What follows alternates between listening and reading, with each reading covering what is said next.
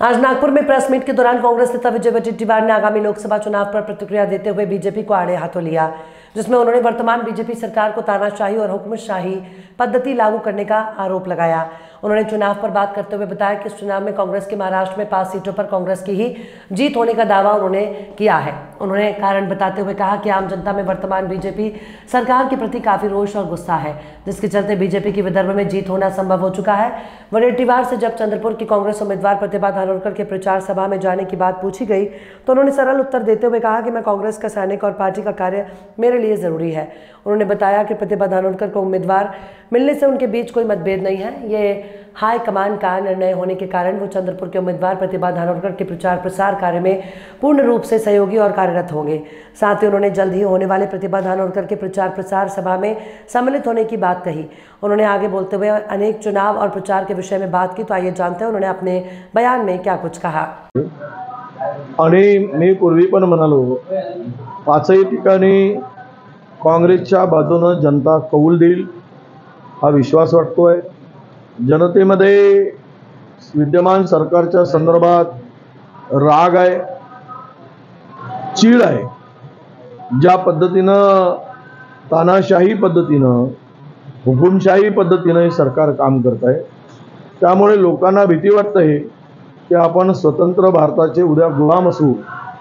ही भीती लोकांच्या मनामध्ये फार मोठ्या प्रमाणामध्ये गेलेली आहे आणि त्यामुळेच जनता ठरवलेली आहे जनतेने की यावेळेस भारतीय जनता पक्षाला सत्तेबाहेर काढायचं आणि म्हणूनच पूर्ण विदर्भामध्ये गडचिरोली तर आम्ही जिंकूच, कारण गडचिरोलीचा उमेदवारांना निगेटिव्ह वातावरण होतं, त्यामुळे त्यांना दुसरा पर्याय शोधण्याचा प्रयत्न केला, त्यांना मिळाला नाही।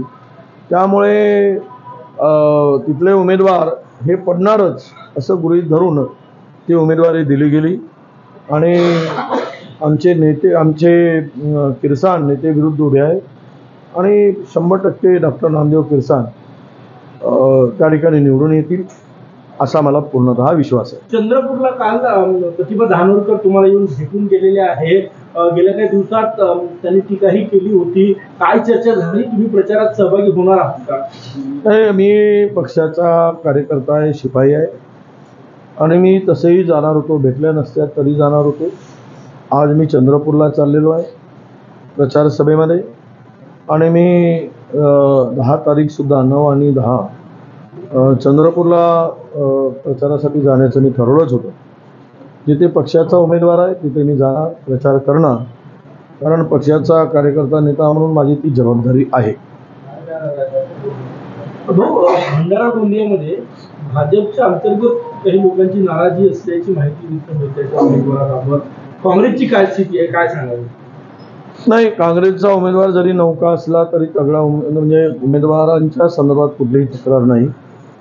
उमेदवारासाठी आमचे इंडिया घटक पक्षाचे लोक काँग्रेस पूर्ण ताकदीनिशी काम करत आहेत।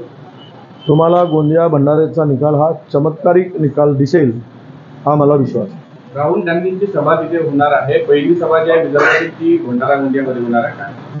नाही, सभेची तयारी साकोलीला होते आहे। आम्ही सर्व त्या ठिकाणी विदर्भातील जनता त्या सभेला जाणार आहे आणि राहुलजींचे त्याग आणि त्यांनी जो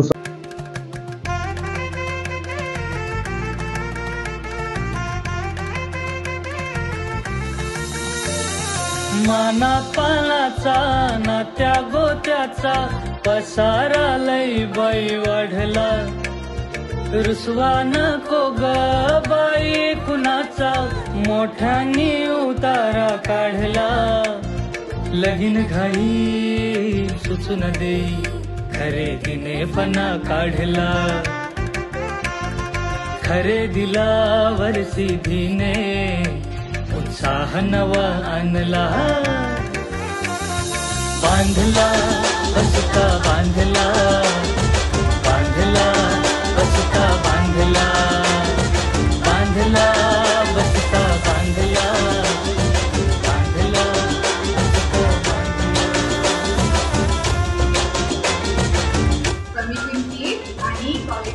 बरं का? सिटी आहे तर शक्य